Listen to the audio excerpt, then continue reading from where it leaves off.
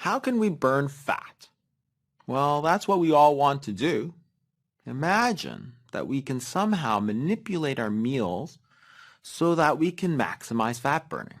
How do we do this? Well, first of all, we have to understand what happens to our physiology when we eat. So when we eat food, the hormone insulin starts to rise. And insulin is a storage hormone. It stores some of this energy in our livers and in our fat cells. So sugar gets stored in the liver as glycogen, and fat gets stored as well. When we stop eating, the insulin levels start to fall, and what happens is that we start to bring this energy back out. So that when we're fasting, usually during sleeping, for instance, we don't have to constantly eat to feed ourselves because we're generating this energy from the fuel that we've stored away.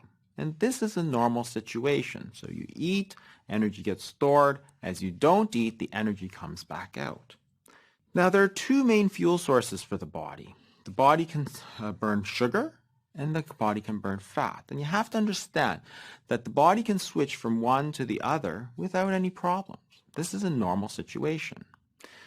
Sugar is like the money in your wallet. It's easily available, but you can only store a certain limited amount. So you can take it in, you can take it out. It's very easy for the tissues to use. Fat, on the other hand, is like the money in your bank. There's an unlimited amount of storage, but it's not so easy to get to. You have to go to the teller. It's not immediately available to you like the money in your wallet. And this really explains partially why it's so hard to burn fat, because it's not that accessible to you. In fact, you can only get at it after you've burned through all the sugar, because your body is not going to bother of getting the energy from the fat when it has plenty of sugar. Let's look at what happens to the body when you start fasting. If you look at this graph, what it shows you is where the body is getting its energy from. That's the oxidation rate on the left-hand side. So immediately when you stop eating, what you see is that the body is deriving most of its energy from carbohydrates. That's sugar.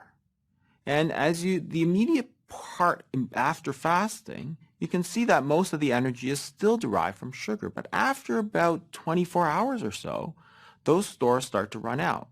The glycogen, which is the stored sugar, is starting to run out.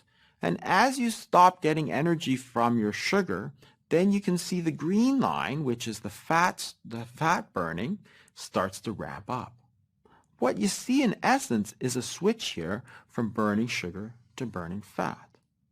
At no time do you see the protein really become a major problem. We're not burning protein for fuel. Protein is what we want our muscles, our tissues to be made out of. It's important. And you see that the body conserves the protein through the entire process. We're not burning muscle, we're burning fat.